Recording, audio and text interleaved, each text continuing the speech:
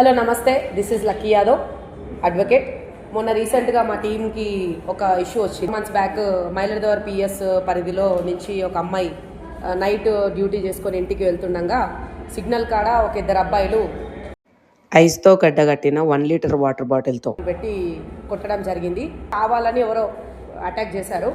ఆమె ఇమీడియట్గా 100కి డయల్ చేసింది. హాఫ్ అన్ అవర్ అయినాక పోలీసు వాళ్ళు వచ్చారు. అది కూడా అరౌండ్ 10-10:30కి నైట్ అవుతుంది. షాకింగ్ విషయం ఏంటంటే అక్కడ సీసీ కెమెరాలు కూడా పనిచేయట్లేదు. సో మా టీం వెళ్ళి ఎంక్వైరీ చేశారు.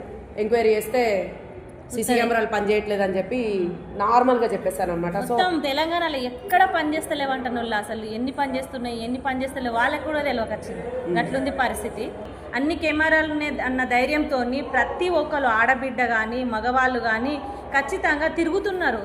కెమెరాలు పనిచేస్తలేవు. మరి దానికి రెస్పాన్సిబిలిటీ ఎవరు తీసుకుంటారు, ఏం కథ అసలు అర్థమవుతలేదు. ధైర్యంగా ముందుకు రారు, ఏం చెప్పారు, కేసు పెట్టారు, పోలీస్ స్టేషన్కి రావాలంటేనే భయపడతారు అని మాటలు చెప్తారు. కానీ వస్తే ఏం జరుగుతుంది, ఏదోటి చెప్పి పంపించేస్తారు. ఇప్పుడు మొన్న మా దగ్గరకు వచ్చిన కేసు, ఆమె మంచి ఒక ప్రొఫెషనల్ ఫీల్డ్లో ఉన్న అమ్మాయి, ఆమె పేరు తర్వాత రివీల్ చేస్తాం. కానీ అట్లాంటి వాళ్ళకే ఏం జరుగుతలేదు. నార్మల్ జనాలకి ఏం సమాధానం చెప్తారు, అసలు వాళ్ళకి న్యాయం జరుగుతుందా? కాబట్టి సీసీ కెమెరాలు అనేది ఖచ్చితంగా పకడ్బందీగా ప్రతి ఏరియాలో పనిచేయాలి. అందుకోసమే మేము డీసీపీ ఆఫీస్కి ఆర్టీఓ పెట్టినాము. అది ప్రాసెస్లో నడుస్తుంది. సో మీకు కూడా మీ దాకా ఏమన్నా ప్రాబ్లమ్స్ వస్తే కనుక మా టీంని అప్రోచ్ అవ్వండి.